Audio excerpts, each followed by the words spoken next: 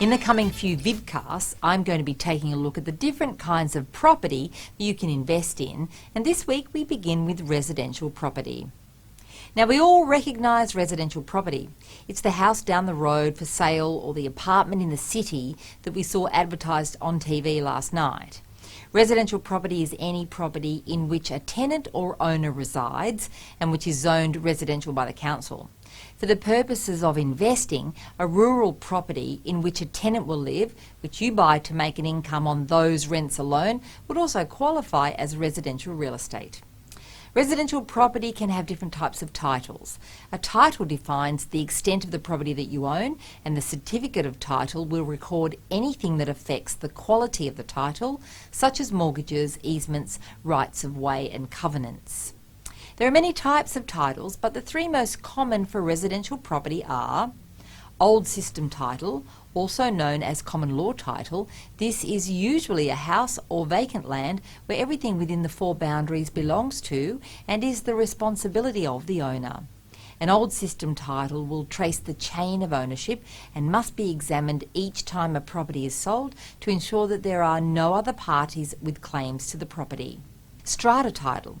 This usually applies to a townhouse, flat, villa or apartment where there's common property which has resulted from the subdivision of the original property into smaller lots and includes the airspace belonging to the property.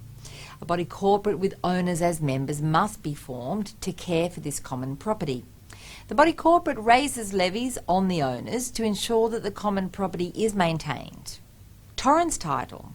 These have replaced the old system titles and are less complicated, usually only containing a single guaranteed certificate of title.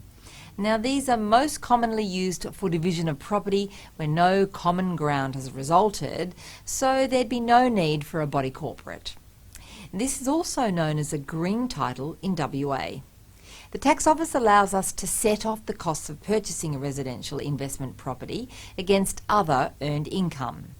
Now, depending on the item, we can either claim a deduction of expenses against the income produced by the property, or we can claim the item against capital gain made at the point of sale. Residential property has less vacancy risk than other forms of property and is highly accepted by most lenders as security for borrowing. The benefits of investing in residential property are consistent returns if chosen wisely. It always has some value.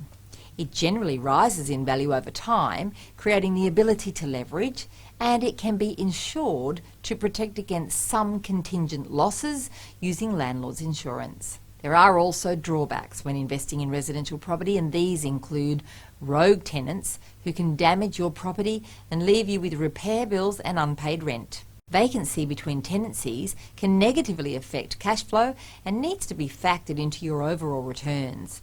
If you need to sell to liquidate some funds, you have to put the property on the market, and it could take some months to sell, or you may end up accepting a lower price and you may be disappointed with the capital growth. Although if you've done your research and the property returns positive cash flow along the way, then this risk can be managed. Residential property is the most commonly invested in property asset for individuals, and it carries the lowest risk of all property types. The risk rating of residential property when compared to other assets is considered to be low to medium, and when compared to other property types is considered low. In my next vidcast, I'm going to take a look at the pros and cons of investing in vacant land. Your arms